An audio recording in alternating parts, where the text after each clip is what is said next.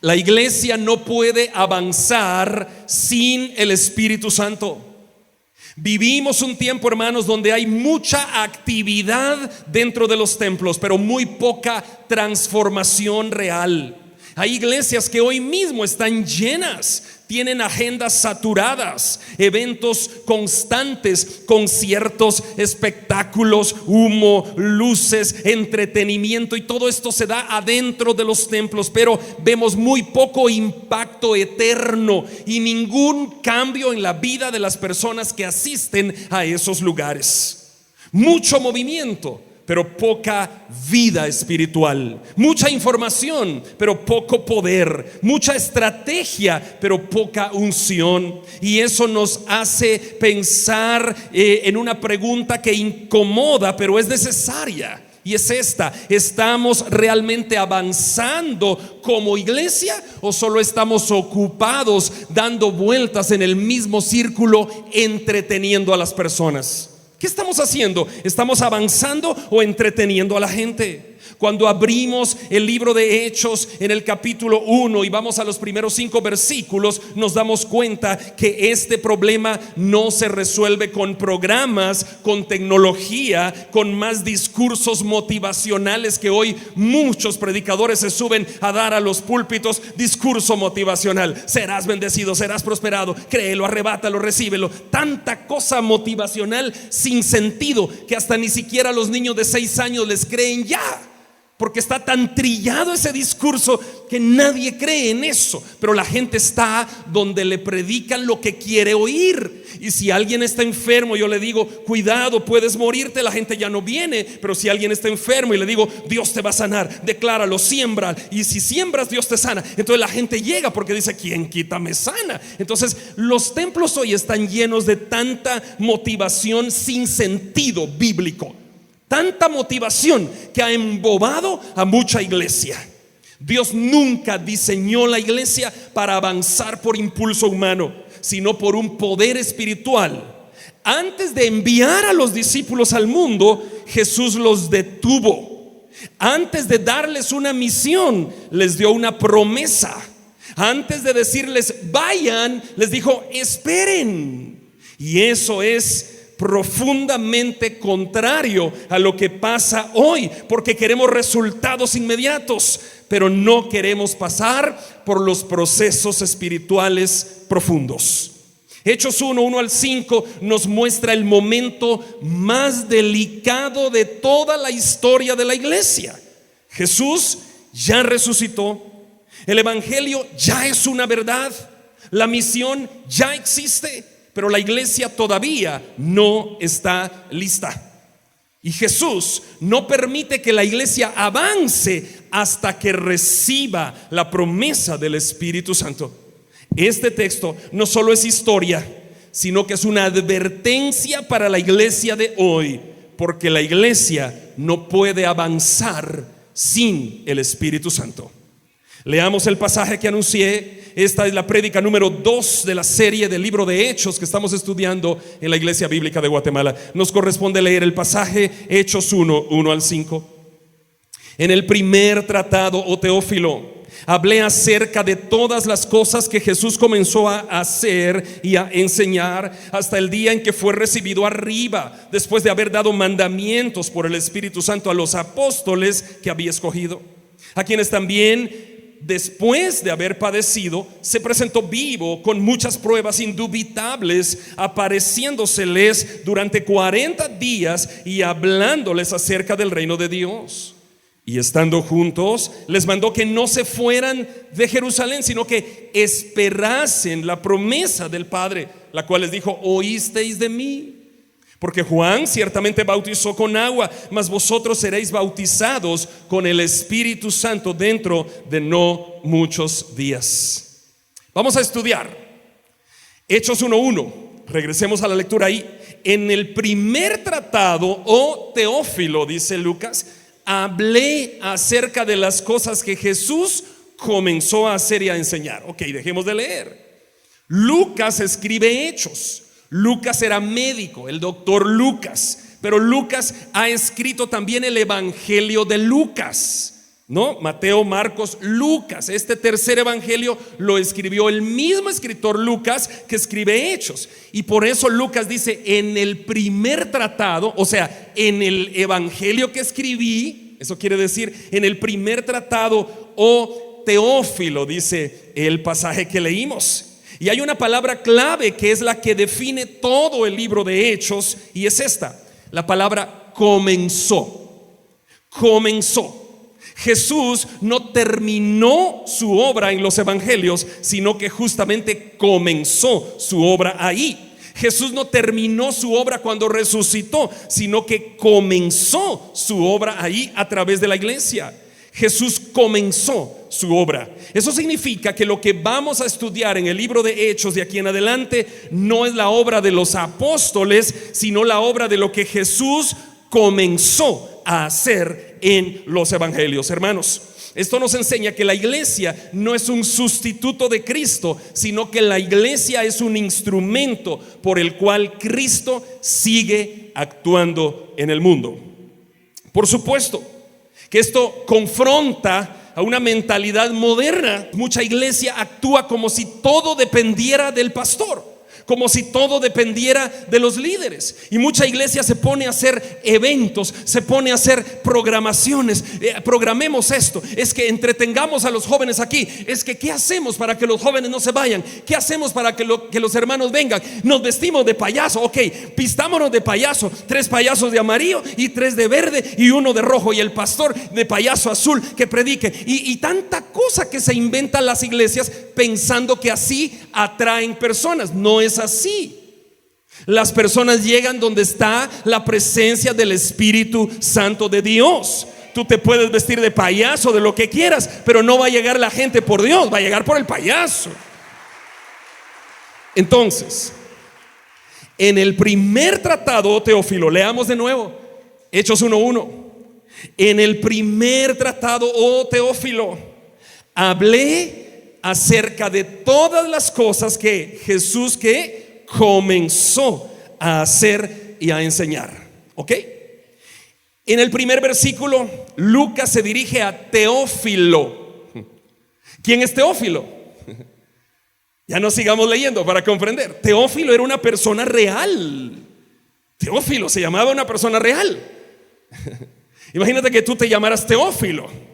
Pues sí, Teófilo. Pero Teófilo, aparte de ser una persona real, significa el amado de Dios. Teos es Dios y fileo es amor, ¿no? Teófileo, Teófilo, el amado de Dios. Entonces, ¿qué quiere decir Lucas? ¿Por qué el Espíritu Santo permitió que Lucas le escribiera y le dedicara el libro de Hechos a un tal Teófilo? Porque te lo está dedicando a ti y a mí. Como que Lucas dijera: en el primer tratado, oh Carlos, amado de Dios. En el primer tratado, oh Oscar, amado de Dios. O sea, Lucas está dedicándonos el libro de los Hechos a todos los amados de Dios. Hermano, ¿tú amas a Dios? Amén. 47. ¿Aman a Dios? 79, un poco más. Pues Hechos está dedicado a los que aman a Dios. En el primer tratado, oh amigo, hermano que amas a Dios, hablé de esto y ahora te hablaré de lo demás, dice Lucas. Sigamos, Hechos 1:2. Hasta el día en que fue recibido arriba, después de haber dado mandamientos por el Espíritu Santo a los apóstoles que había escogido. El versículo 2, hermanos, dice que Jesús fue recibido arriba, pero antes de ser recibido, ¿qué hizo?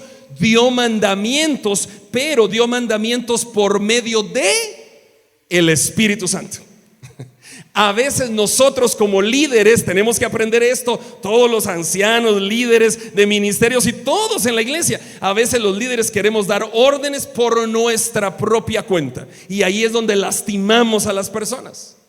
Pero si damos órdenes con base a lo que el Espíritu Santo nos está diciendo, no hay problema.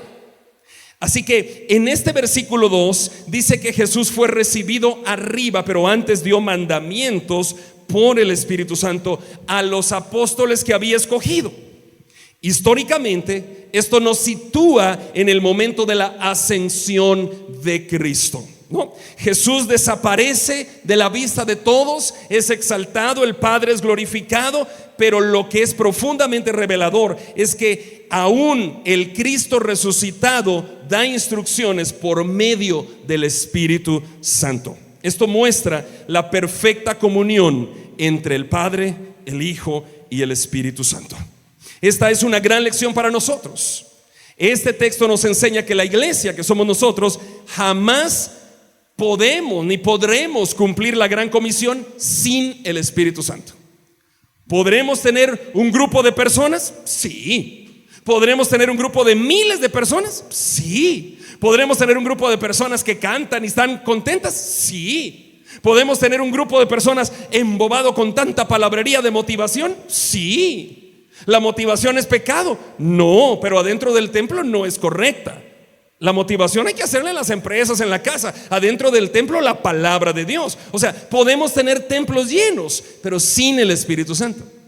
¿Dónde está la presencia del Espíritu Santo? En un templo donde se predica la palabra de Dios. Cuando tú predicas la palabra y no te sales de la palabra, entonces el Espíritu Santo ocupa el primer lugar. Porque ¿quién inspiró este libro? El Espíritu Santo inspiró la palabra de Dios. Cuando tú predicas la palabra de Dios, no te importa lo que Dios le habló al hermano fulano, sutano, perencejo. Dios me habló y me dijo que te diga tal cosa. Ok, dímela. Voy a escucharte, pero voy a creer solamente si se sustenta con la palabra de Dios. Si no se sustenta con la Biblia, Dios no te ha hablado. Es que es tan fácil. Pero como no leemos la Biblia, muchos somos analfabetos bíblicos, entonces nos dan a tol con el dedo. Hermano, hoy es un buen momento para preguntarnos: ¿estamos realmente siendo gobernados por el Espíritu Santo o por nuestras decisiones humanas? ¿Quién gobierna tu vida y la mía? ¿Quién está en el trono de tu vida? Cuando tú tomas decisiones, ¿las tomas pensando en obedecer la palabra o las tomas con el hígado, pensando en lastimar a estos 2 o 3 que te han ofendido? Cuando hablamos, ¿estamos hablando guiados por el Espíritu Santo? Cuando servimos guiados por el Espíritu. Recién les decía yo a los hermanos de la alabanza, les decía, nunca vayan a subirse a servir si ya no quieren hacerlo. Si se vuelve carga el servir. Tienen que servir con gozo, con alegría, por gratitud, pero no cuando es una carga. Ay, es que me toca servir otra vez. Es que me toca otra vez. Ay, ni modo, aquí estaciones ahí donde quiera. Ahí vamos, como sea. No, así ya se vuelve carga y ahí el Espíritu ya no gobierna. Tenemos que hacer las cosas por amor al que murió por nosotros en la cruz del Calvario. Ahora es un buen momento para preguntarnos varias cosas. ¿Por qué a veces nos sentimos estancados en nuestra vida? ¿Por qué? ¿Por qué a veces sentimos que no avanzamos y que en el lugar donde estamos no avanzo? Estoy aquí hace 20 años dando vueltas en el mismo lugar. ¿Qué quiere Dios de mí? ¿Por qué a veces sentimos que estamos resecos en nuestro ser interior?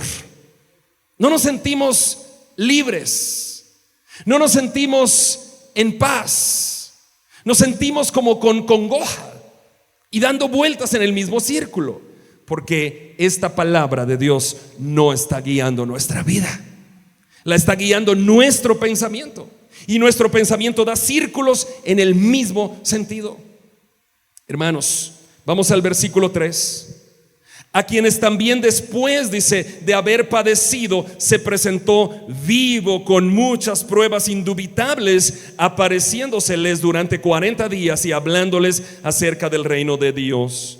Escuchen esto. Este es el centro del evangelio, ¿sabían ustedes?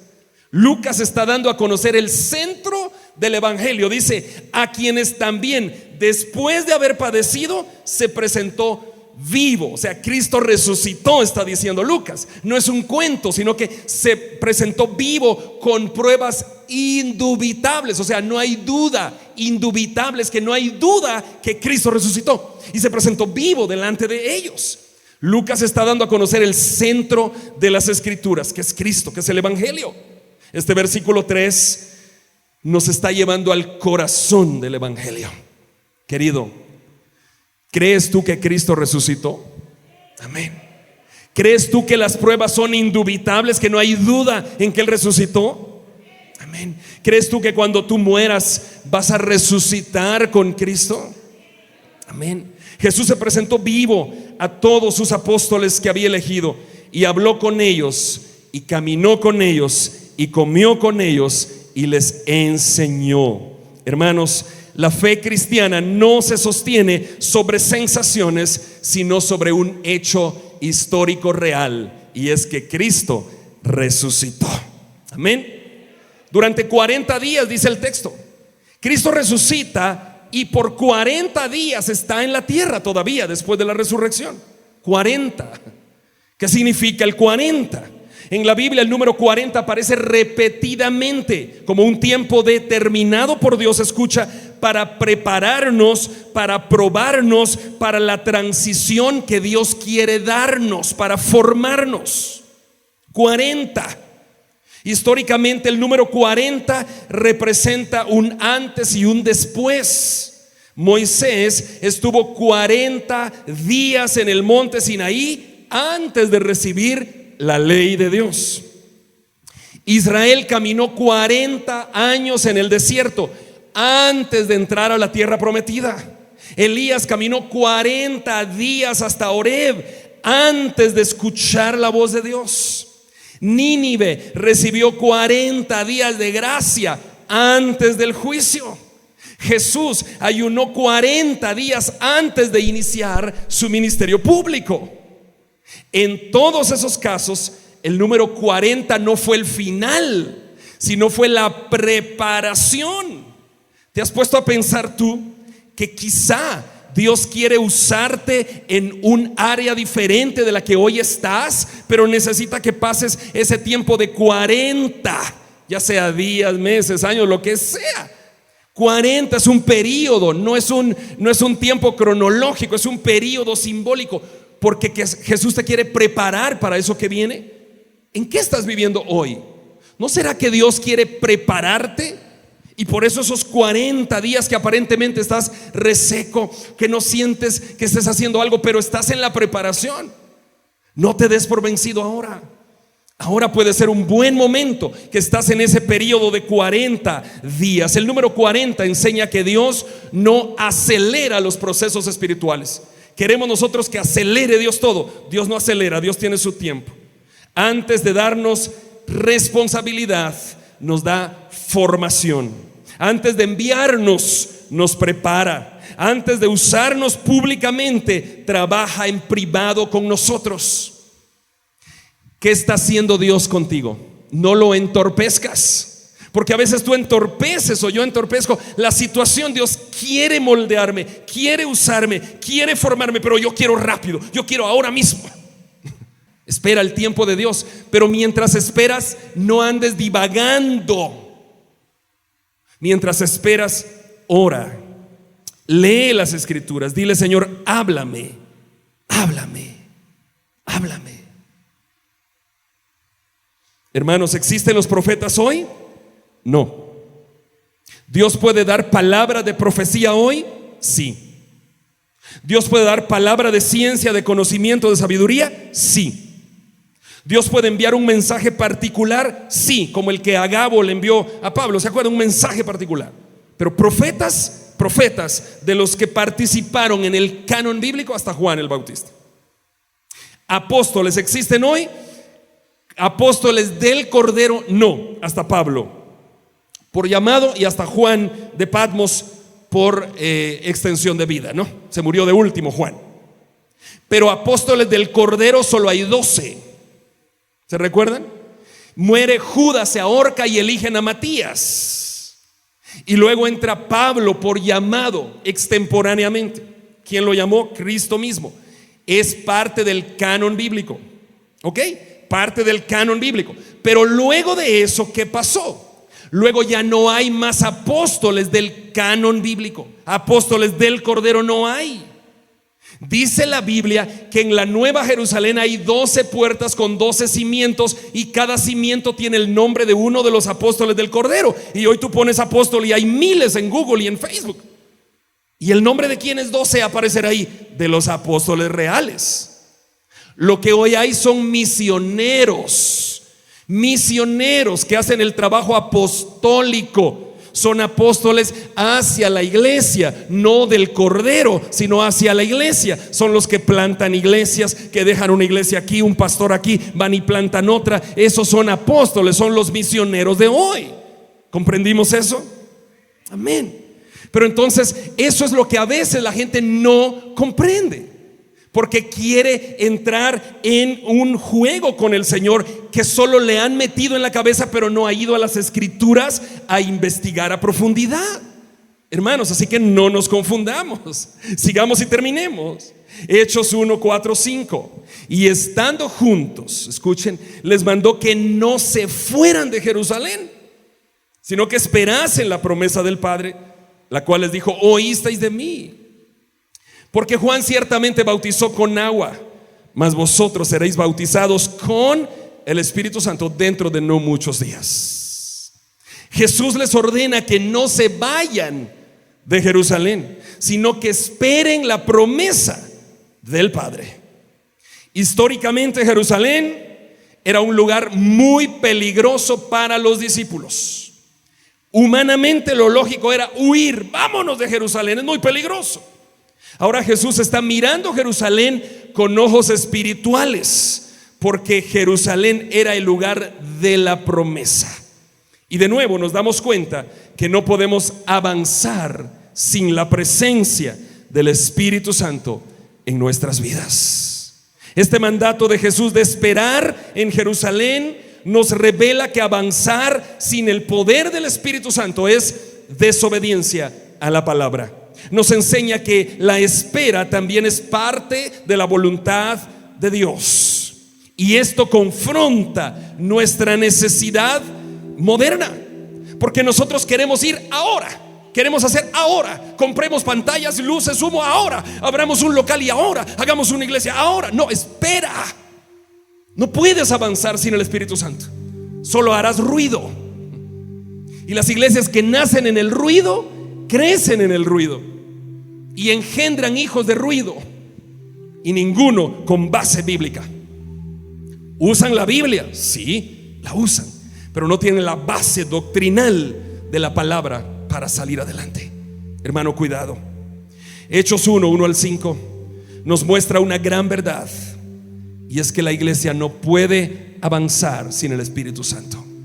Hoy el llamado no es solo a entender este texto de Hechos 1, 1 al 5, sino a obedecer la palabra. ¿Qué aprendimos hoy?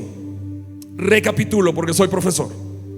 En el primer tratado, oh amigo mío que amas a Dios, o sea, Hechos está escrito para ti. Segundo, yo di a conocer, dice Lucas, lo que Jesús comenzó a hacer. O sea que vamos a entender en Hechos qué fue lo que Jesús hizo a través de la iglesia y sigue haciendo a través de nosotros hasta hoy. Y tercero, no podemos avanzar. Cristo les dijo: vayan a Jerusalén y esperen ahí hasta que venga sobre ustedes el Espíritu Santo.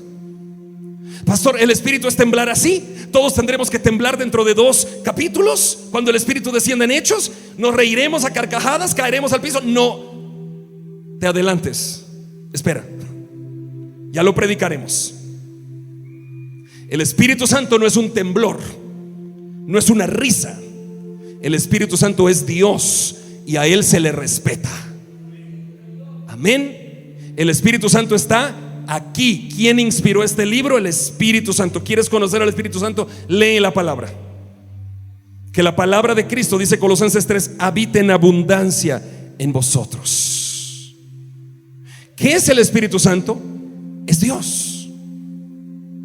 Así que vamos a entender cómo fue que descendió el Espíritu Santo en Hechos. ¿Cómo fue que Dios comisionó a esos chicos? Y de 120 personas reunidas ahí, hoy estamos nosotros aquí, fruto de todos ellos. ¡Qué bendición! ¿Estás dispuesto a aceptar, ir a hacer más discípulos? ¿A cuántos has invitado a la iglesia? A ninguno. ¿Y cómo vas a ser un discípulo?